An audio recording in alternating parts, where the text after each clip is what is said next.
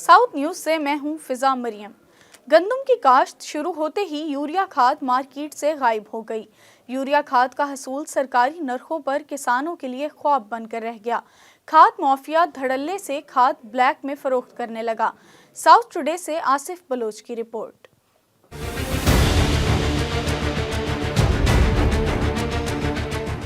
Urea खाद का बहरान sir उठाने लगा। सरकारी रेट पर खाद न मिलने की वजह से किसान परेशान होकर रह गए। गंदम की फसल मुतासिर होने का खदशा पैदा हो गया। पिछली दफा तो बहुत सही आई थे, इस दफा तो सर इतनी महंगाई हो गई है, कितना रेट है पिया। इंसान अपने घर दी सोचे ही आए करे क्या करे, हालात इतने खराब हैं इन पे।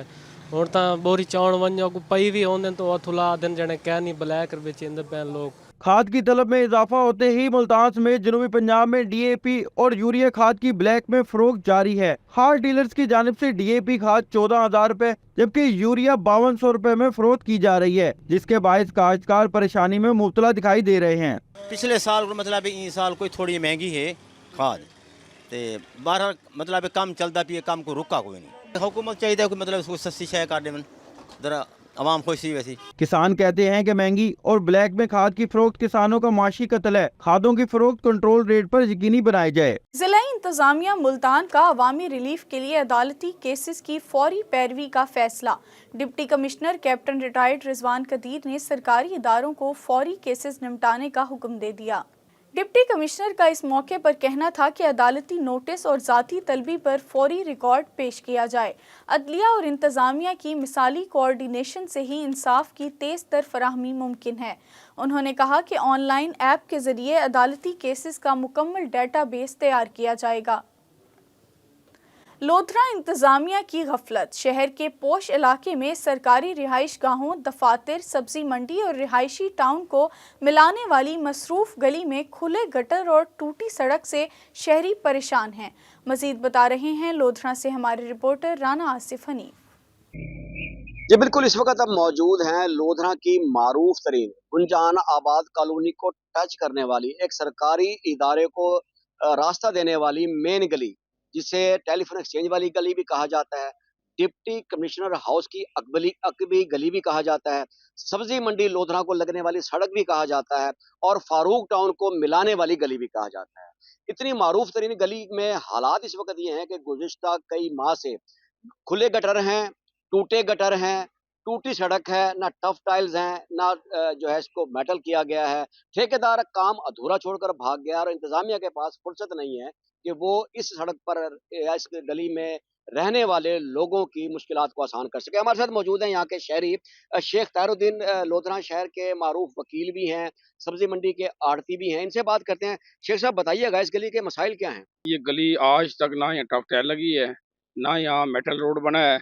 और मजे की बात यह कि टेलीफोन एक्सचेंज, सब्जी मंडी, फारूक टाउन, डीपीओ ऑफिस और डीसी हाउस के बिल्कुल अटैच ये गली है।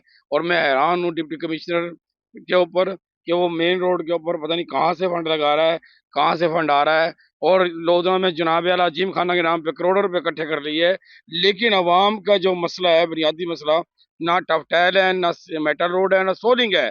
और उससे साथ ही एक छोटी सी मुलक्का 80 फुट की गली है, वो भी आज तक जूं की तू पड़ी है।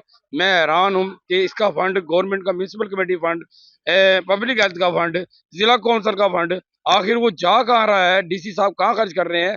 जिन्हें अपने घर के साथ वाली गली का होश नहीं है, वो अवाम का क्या होश लेकर आए काम करेंगे?